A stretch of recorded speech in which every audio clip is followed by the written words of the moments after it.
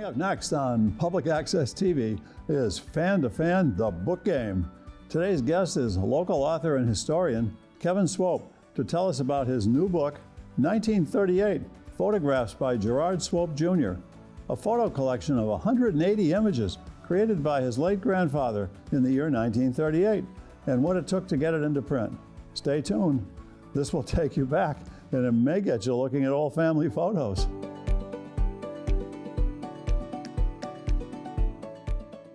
Welcome to another edition of Fan to Fan, the book game. I'm your host, Dave Hornfischer. I'm pleased to welcome today Framingham-based author and historian Kevin Swope to discuss his new book, 1938, Photographs by Gerarard Swope Jr., a photo collection of 180 images created by his late grandfather in the year 1938. Welcome back, Kevin. Thank you, Dave. Good to be here. You were here before with Jim Parr talking about some books that you've done. Maybe before we get to this one, you might want to just give us a little recap of what some of those might be. We'll flip some of the images up while you're mentioning them. Okay. So, one of the books, first book I actually did with Lynn Damianos was Saxonville Mills, 3 Centuries of Industry in Framingham. History of the Saxonville Mill complex from the time when it was a mill, which was about 150 years, up through the 2012 when we published it, and including little stories about some of the tenants who were there at that time. So, another book we did, the first book I did with Jim was actually Framingham Legends and Lore, which we did because we were both associated with the Framingham History Center. And he's done the haunted trolley tours, and so we used that as sort of the basis, some of the stories you researched for that, and then expanded on it. I was going to say, that was a lot. Those are some fun stuff in there. Yeah, there's a lot of mysteries of Captain Kidd even. And yes. Framingham finds a way to work its way into almost a lot everything. Of stuff. And then last but not least, I guess the one we talked about most. The most recent one was Murder and Mayhem in Metro West Boston, which was a true crime book. So it's not just Framingham, although I think as a local, I think the best murders happened in Framingham. I love the way you say murder. That seems to energize you. But it covers many towns. In fact, I spoke at the Natick Library last month about it. So a lot of regional towns all over the region. Yeah, that was a fun discussion. So, and what else are you keeping busy doing these days? So I'm actually working on a book about Penzance Point and Woods Hole on Cape Cod, which is a point where my family's had a house for over 100 years. And that was actually, researching that book was actually how I got involved in doing the 1938 photography book. So how did that happen? So I was basically going through, I have had all my grandfather's photos, and I'd seen those, and then I went back and scanned some of his negatives, looking for old photos of Woods Hole. And I didn't find that many good photos of Woods Hole, but as I was looking at the images, I said, these are really nice photos, and not just because I know the people and the places involved. They're actually, some of them, as sort of artistically are very impressive. And the fact that they're all from, 86 years ago sort of adds a level of interest right there. And your father was your grandfather. I keep wanting to think of him as your father, but he was your grandfather. My grandfather, and he was a rather prolific photographer. He was, for at the least time. For the late 1930s, he was. Yeah. And he had a younger brother, John Swope, who became a professional photographer out in L.A. Around this time. And I think John's first book of photos came out in 1938. And knowing my grandfather and how competitive he was, I'm sure he decided he could take as good photos as his brother. So they both got set up with 35 millimeter cameras. I think they were Leicas at that point. And I think it was sort of the zeal of the new convert in that he took a lot of photos. He took over 1,800 images in 1938, and he still took a lot in 39, but it sort of tailed off, and then when the war started, it really tailed off. How old was he when he was doing this? He was born in 1905, so he was early 30s. Okay. So he had 2 sons, and my father was born halfway through the year, so he appears halfway through the book. Okay. Maybe we'll get a picture of him in one of ours where we're going to show late in a few minutes. But taking those, that was a different process, taking photos in the 1930s versus today. I mean, it's so easy with your iPhone and to snap thousands. And exactly, yeah. Yeah, back then you had to, one, buy the film, two, take the images, and then get them to pay to have them developed. To take 1,800 frames of film must have cost him a fair amount, but he was working as a lawyer on Wall Street at the time, so he was probably doing all right. But yes, and actually, the reason I hadn't seen most of these photos before was because he did contact strip exposures, which are basically, they're about the same size as the negative, but they're printed as a positive image so you can see what the photos look like, and then he would make prints of some of the images. So I'd seen some of the photos, and some of the ones he made into prints and put into photo albums, but most of them he did not, so most of them were new to me. So your inspiration to put these into a book, though, what was that? Is this just a desire to honor your grandfather? Was it something you felt was historically significant? Some combination of both? Or? It was a combination. I mean, I shared some of them online on Facebook, and people responded to them and said, "Oh, these are really great photos," and not necessarily just because of what the images were of, but just the photos themselves. So that sort of got me to thinking of how I wanted to share these, because it seems silly just to scan them and have them on my computer, and I wouldn't necessarily have used them. And so the idea of doing a book sort of started germinating in my mind, and it is both a tribute, but I think it's also a valuable sort of artifact of that time. Maybe I'll plant the seed in my grandkids' mind that I've got like 60,000 photos from my iPhone. That I wonder if any of them will be worthy of a book in 40 or 50 years. So. Yeah, I don't know. There'll be 86 years from now, somebody will have to judge. So you were the judge and the jury on this. On this one, yes. And so if you had 1,800, how did you go about picking I believe it was 180, you said? Yeah, so about 10%. There was probably half of those were like obvious to me, like this is a great photo, I definitely want to use this one. And then there were probably a couple hundred that were obviously not good photos, or essentially duplicates or slight variations of some of the other photos. And he was amateur photographer. Some of them were blurry, some didn't come out, Yeah, right. Some were underexposed. Well, most of them came out pretty well. So it was sort of hard for me to sift it down, but once I decided, basically I wanted to have them one photo per page, so it'd be large enough reproduction in the book, so you could really see them, because that's one of my pet peeves, is looking at photo books, and if they just have like a little, a little photo of looking at it, you really couldn't appreciate it.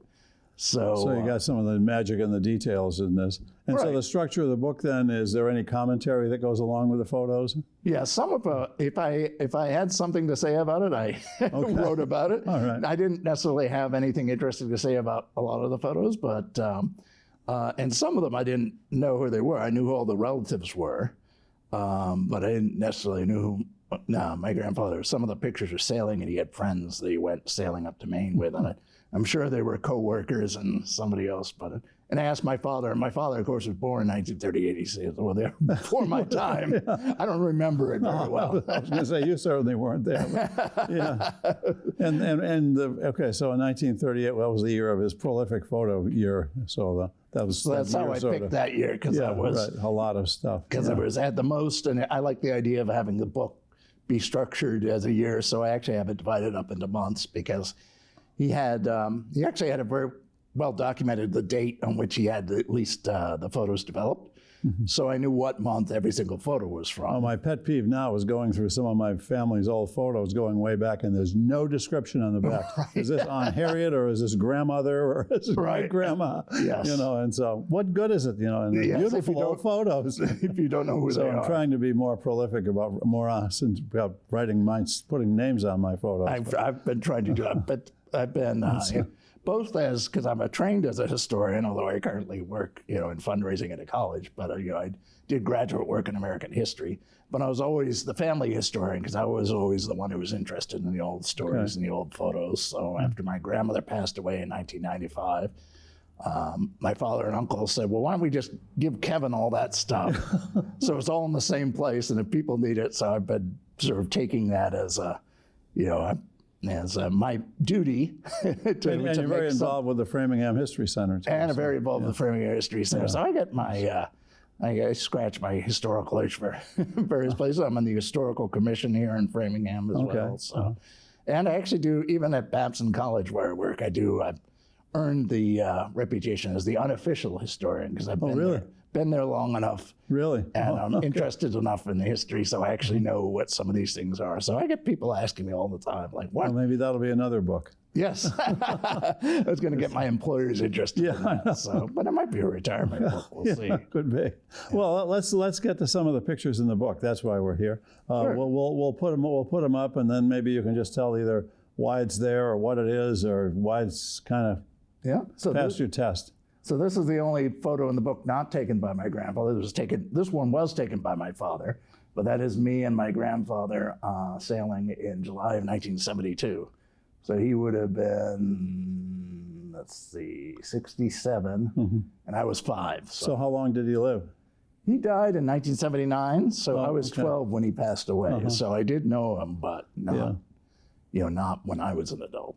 Did he talk about his photos with you at all? No, he didn't. No. He still took photos, and he took good photos, but nothing that I would have necessarily remarked on. Yeah, okay. But I sort of knew him as a decent photographer. So let's put up another one here now. Sure. So this is that's my great uncle Malcolm Park and his daughter Nancy Park, who is my father's first cousin. So both of them are no longer with us. But I thought that was a great sort of image of a father and a daughter. What do you think he just said to her? I don't know. And from the context of the other photos, they were looking at ducks. Oh, okay. So I don't know, maybe they're just both looking at the same duck. But I just thought, sort of the father and the daughter both looking in the same direction. That was a nice one to put after the one of you with your grandfather anyway. Yeah. So let's go up with number 3 here. We have about a dozen to do, so. Yeah. I love this one. Christmas 1938. So that is my Uncle Stephen is in the car sort of facing us. And my Uncle Nicky, or Gerarard Swope III, as he was originally. Gerarard Swope III. Third, yes. This was his son, obviously. So, yes. So he was the eldest son. But he was, because there was already a Gerard, 2 Gerards, and Jerry. That's not your father, then? No, it's both of those are my uncles. Okay. But Gerarard Swope III rebelled, and he insisted on having a middle name. So he later became Gerard Lincoln Swope because he didn't want to be a number. Oh, okay. But that was sort of a face-off at Christmas. I love the cars in there. That was 1938. Yes, you got the streamlined sort of Art Deco-looking cars. Can we put that one back up again? Yeah. I don't know if we can skip to get out of sequence. Yeah, there we go. Yeah, you can see that's sort of like a real streamlined, very 1930s looking. You can tell it's 1930s even without the context. But did you see Christmas hasn't changed that much in 86 years? You got the presents and the...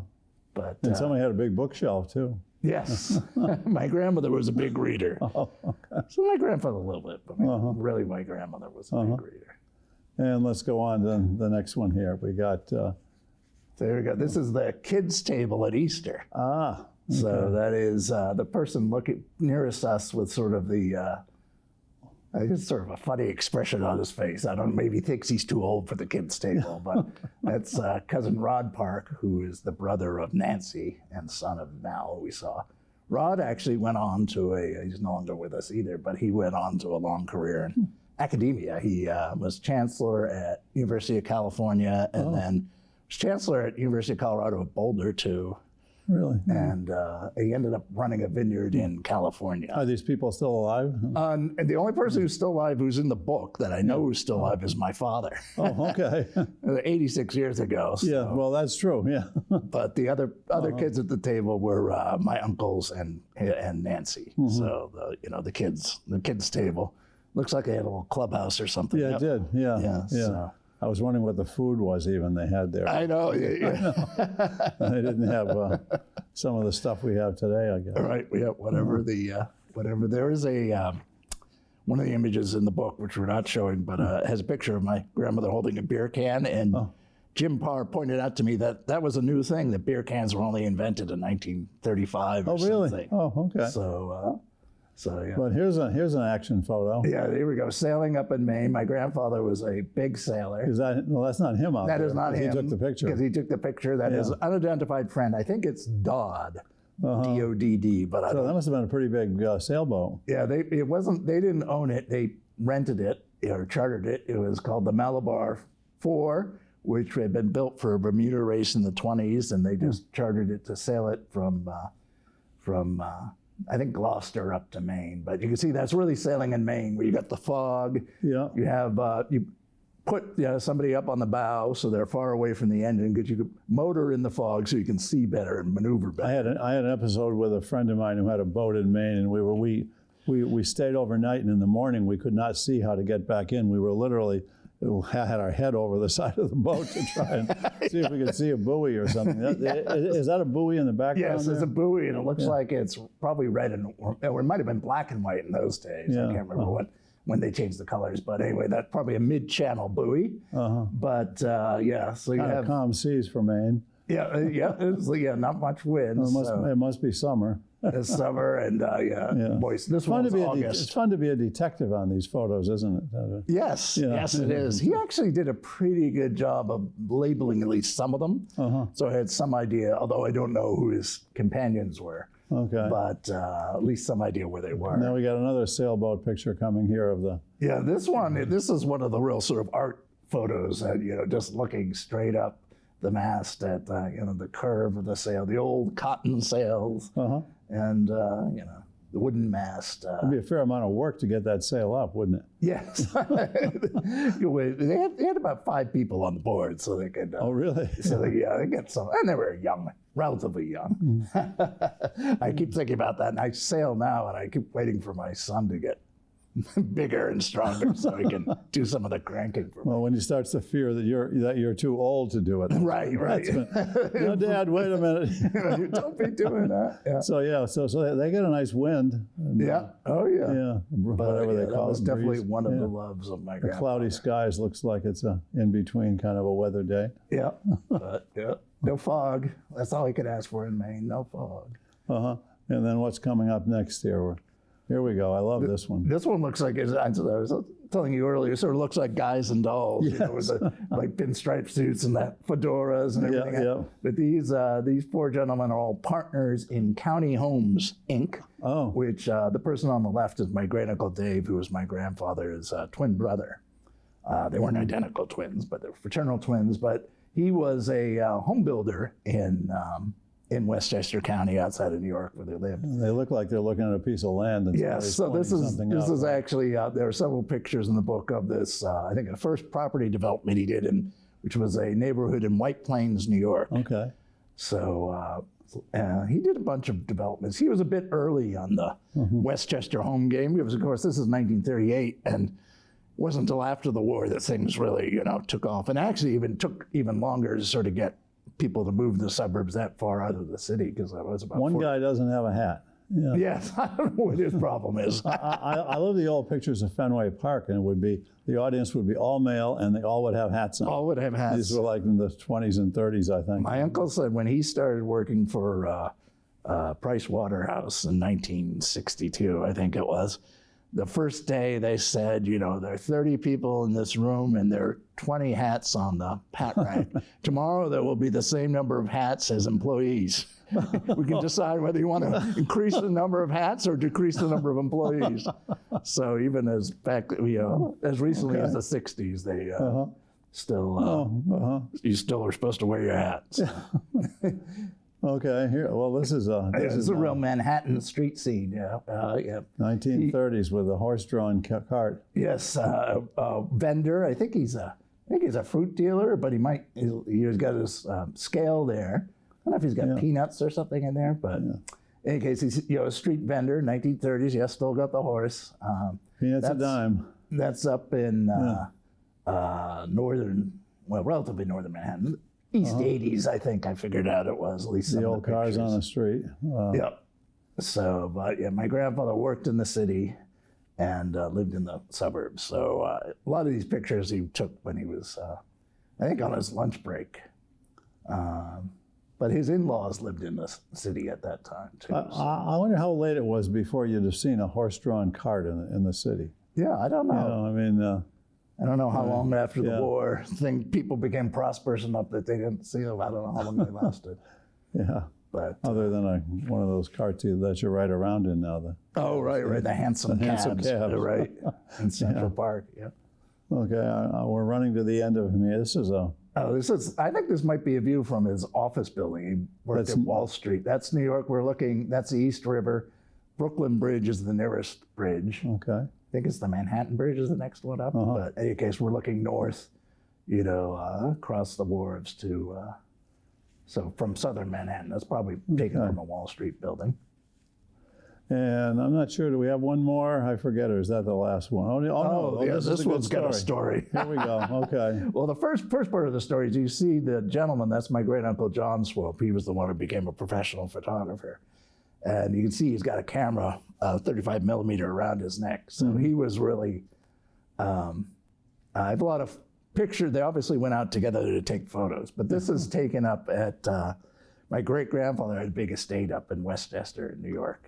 And then we've got another one of a country place scene coming up here. Yeah, so, but I call this photo the bad date. Oh, the bad date, yeah. Because if you look at the woman's expression, I don't know who the woman is. So it was obviously, but she does not look happy to be tromping through a field. She didn't become a family relative. She did not. I have a feeling she did not associate with the family anytime after this weekend. So, but she's wearing her fur coat and does not look happy to be tromping around a field. And we got one here of an old building. Yeah, this is interesting. You can't really see it unless you look very closely.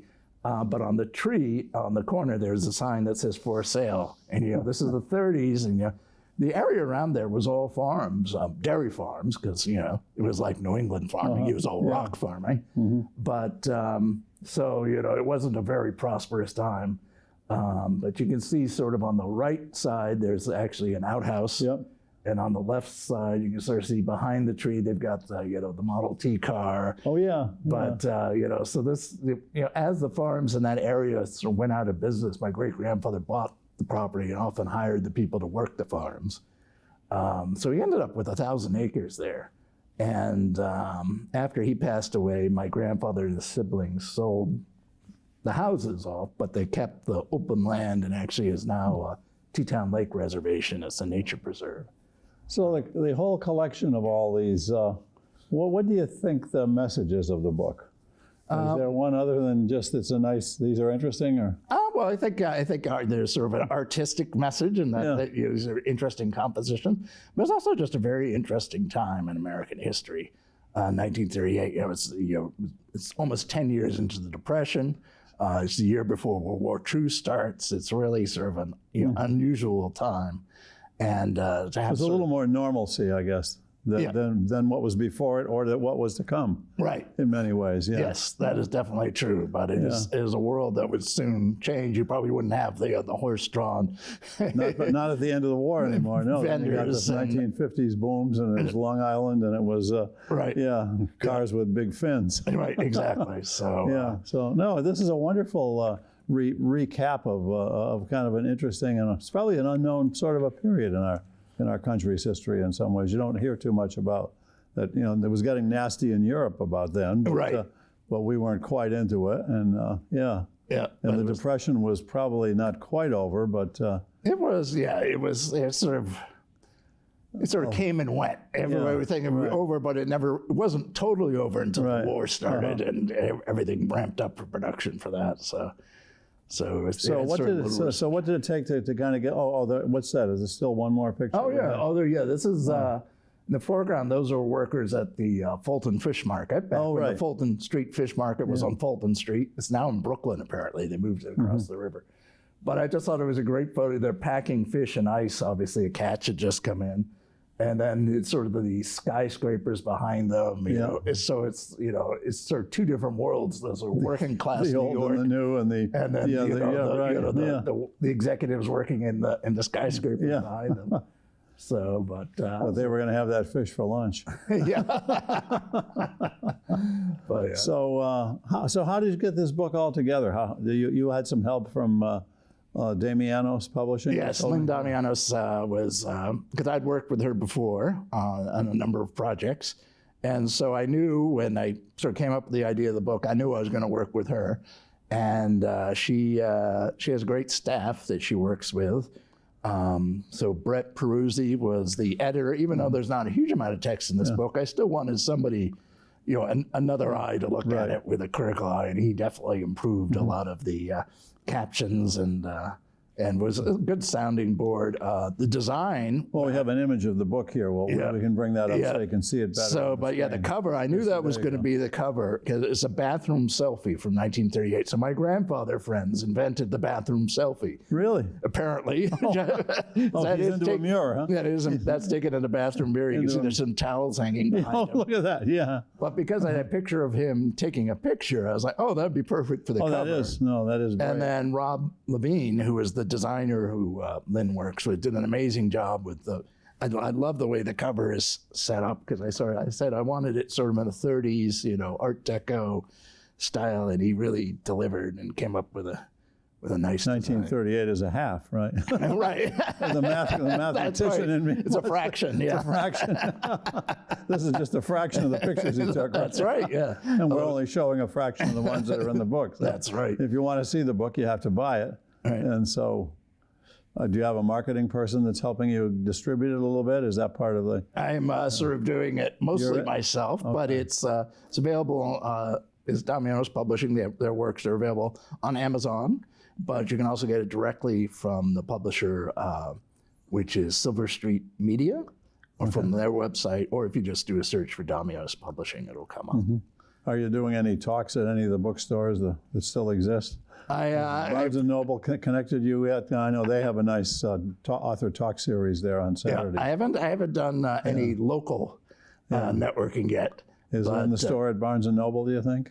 That's a good question. That's a bit of a trick to get one in there sometimes. So I don't know. I know the ones I did in the history press. Sometimes they have a local author section. Yeah, I haven't really pursued that yet. Oh, okay. I do have a gig speaking at the Croton-on-Hudson, New York Public Library, which is the public library actually near where my grandparents lived. They lived in Croton-on-Hudson. How did that happen to come to be? Because I sent them an email about the book because I figured they'd want it for their collection, which they did.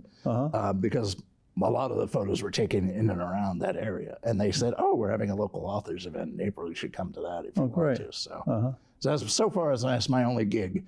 But I hope to have some more. So you mentioned earlier you mentioned another book you're starting to work on about the Cape?